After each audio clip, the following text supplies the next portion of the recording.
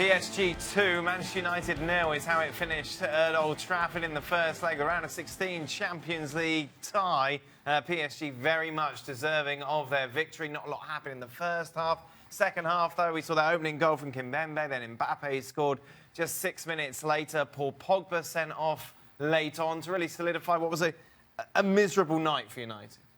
So much positivity going into it because of the form, and everybody's happy again. And you've got the PSG injuries, so all of a sudden people are starting to some are starting to write them off. And then after a poor first half, as you mentioned, it was a football lesson. I mean, they really gave them a lesson.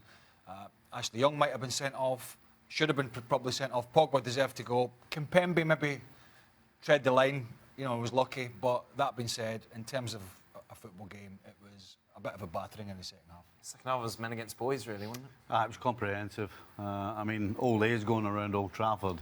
They couldn't get the ball. I mean, they were down to 10 men by then. So, all in all, I think we started to believe it. When you win so many games, or you watch a team winning so many games, you start to believe in them, and we certainly did. Yeah. I know I did. But I think tonight was a reality check for them. Comprehensively outplayed. And PSG answering a lot of critics.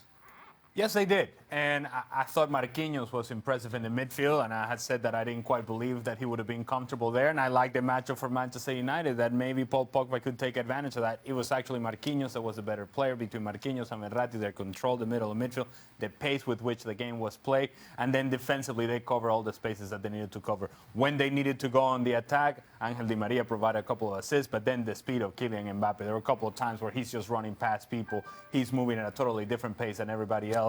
PSG, impressive in the second half. They played the game that they wanted to play, and Manchester United fell into that trap. A lot more reaction then to what we saw at Old Trafford, plus, of course, looking ahead to the big game between Spurs and Borussia Dortmund on ESPN FC, available later today on ESPN+.